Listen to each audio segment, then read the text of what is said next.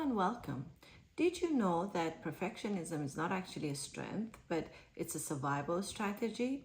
And that it's a very thing that keeps you stuck in overwhelm, burnout, and procrastination. I'm Farya Barlas, chartered psychologist, business growth, and success coach. And today I want us to dive into this self sabotaging thing called perfectionism. But I'm not here to tell you just to let go of it or try to change your behavior or try to relax a little bit, because I know that it's not as straightforward as that. And in fact, perfectionism is very deeply rooted and it has many different layers. And I want us to look at how it's linked to nervous system regulation and unhealed trauma. And most importantly, what we can do to process that and to move forward with more ease and comfort. Let's start by redefining perfectionism, because I think that is very much misunderstood. I know a lot of people think that perfectionism has a lot to do with somebody having high standards or the need to do everything so well and have amazing outcomes. That might be the byproduct, but that's not what this is about. Perfectionism has a lot to do with a sense of safety and control. And it has a lot to do with somebody's fear of failure or their fear of being judged or, disapprove of. And as you look at it more and more, you will see that it has a lot to do with a sense of worth or the lack of sense of worth. This is very much rooted in the belief that if everything is perfect, then I will be safe from being judged, or I will be safe from being, from having shame, or I'll be safe from that feeling that I have deep down, which is the feeling of not being good enough. Perfectionism is a survival strategy. And the reason why I say that is because it is very much a response to an environment that you would have grown up in, and where love, approval, or acceptance even had a lot to do with you being a certain way, or you had to perform in a certain way, or things around you had to be a certain way or amazingly high standard in order for you to receive what you needed. And this doesn't mean that your parents were only loving towards you if you were perfect, but it could mean that your interpretation of how you need it to be in order to receive that love, meaning that it doesn't necessarily have everything to do with the reality of how you grow up or the reality of that environment, but more it has to do with your interpretation of that reality or interpretation of what you need it to be in order to receive that. And this coping strategy can come up in different forms. So it can look like that chronic overworking. So, I'm sure you might have seen people around you, or maybe you are one of those that feel like you need to constantly work, keep yourself busy, you need to constantly be productive. And that if you're not productive, that you're not comfortable, you have to constantly keep going. This has a lot to do with your sense of worth, and it has a lot to do with you feeling that in order for you to be worthy, you have to constantly be productive, or you have to constantly be working and producing things. Another way that this coping strategy comes up is in a form of avoidance. So if you think about it, people who are perfectionists, they do tend to avoid different tasks until it gets to a point where they feel like, this is perfect, or I have prepared enough for it. And actually, a lot of the times, this need for preparation leads to procrastination. So because you freeze, you're not able to move forward, you feel like this is not done properly and that you need to prepare yourself more, you need to work more around it. And a lot of the times you just don't even want to do it at the end, because it's a lot of work and a lot of effort to get it to the standard that you feel is good enough for you to take action. What makes perfectionism damaging is that all or nothing way of thinking about it, right? So that you feel that unless your work is flawless or it's perfect, then it's a failure. So, or unless that, you wait and wait and wait for that perfect moment, and endlessly refine your work, refine everything, fearing that if it's not going to be perfect, it's definitely going to be a failure. So then that makes you kind of stuck, because if this all or nothing way of thinking would mean that unless something is to the highest of standard, you're not going to do it. So you're not going to get the work done. Here's the thing, perfectionism doesn't just slow you down. It can actually hold you back in profound ways. So in order for anything, for you to succeed in anything, in order for you to make anything happen, you need to be able to take some kind of risks, right? And perfectionism actually prevents you from taking risks, because unless you know the outcome, unless you can control the outcome by ensuring that everything is perfect, then you're not going to want to do it. And then that prevents you from taking any risks, which consequently will prevent you from stepping into any form of success or anything that you want to make happen. So perfectionism is not just about work, or it doesn't just impact your work, your business, and your sense of success. It actually impacts the relationships you have with others.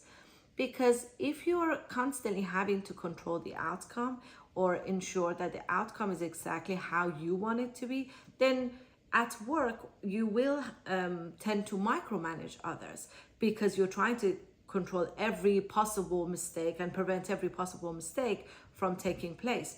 Can you imagine how that impacts your relationship with others?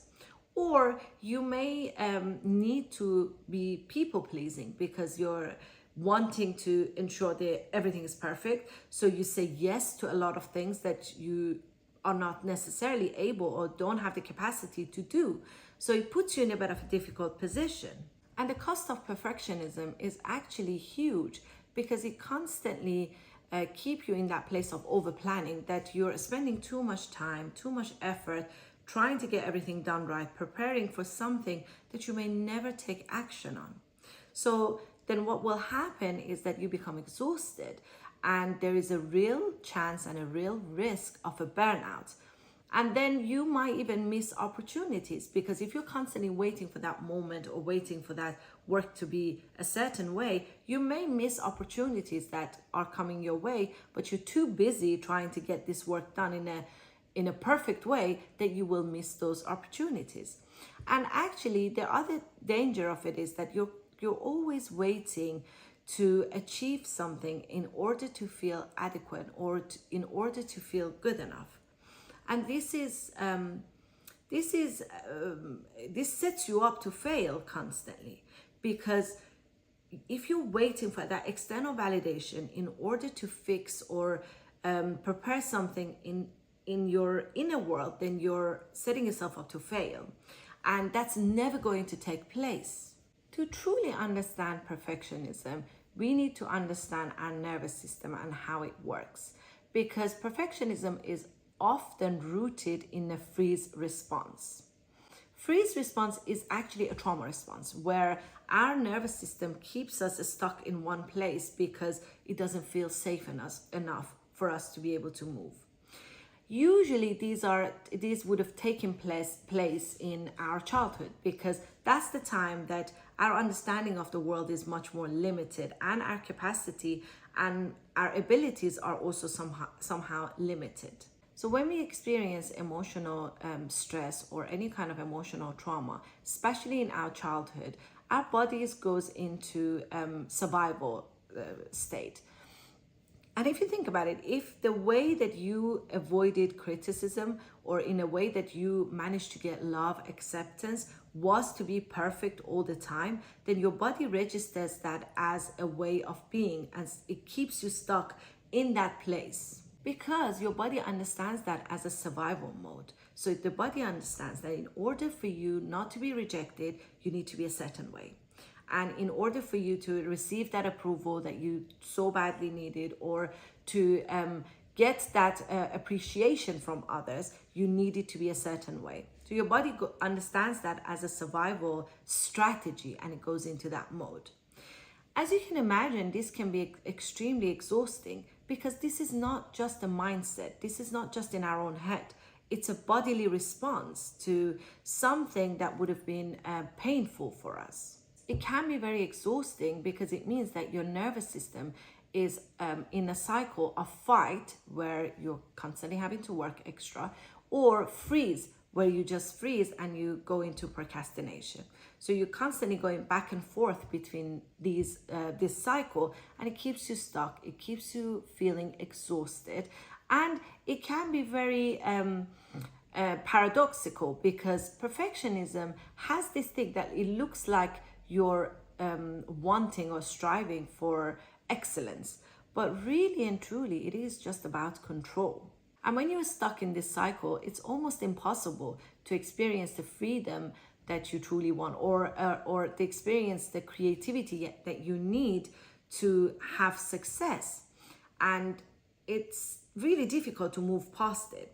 The best way to think about it is to move away from seeing and stop seeing perfectionism as a personality trait, because it's not. It's a survival strategy. And when you look at it that way, then at least you can think about, how can I move past that survival strategy? What do I need in order to feel safe enough for myself to create that kind of action that I need to take to move forward? You need to recognize the root cause of what perfectionism is, and you need to stop idealizing this, or romanticizing this perfectionism. Because I know a lot of people think that, when they say, oh, I'm a perfectionist, they think that what they're saying is, I have really high standards, or I need things to be amazingly well. So you need to move away from that mentality, because the more you understand and the more awareness you have of this perfectionism as a coping mechanism, then you have a much better chance of transformation. You also need to redefine the meaning of success. So you need to shift the attention or the focus from external validations and bring the validation to your internal alignment. You need to ask yourself, what does my body need? How does success feel in my body? What do I need in order to feel more aligned and more connected to my body? What do I need in order to create a little bit more safety for myself to think about success? Because a lot of the times when we even think about expanding, or when we're thinking about growth, if you pay attention to your body, you will see that your body and your nervous system goes into dysregulation. The problem is that a lot of the times we don't really pay attention to our bodies, because we think that things like perfectionism or all that process, it's happening in your own head. It's not a mindset thing. It's not just only happening in your thought processes. You also need to learn how to work with your nervous system, because healing perfectionism starts in your body.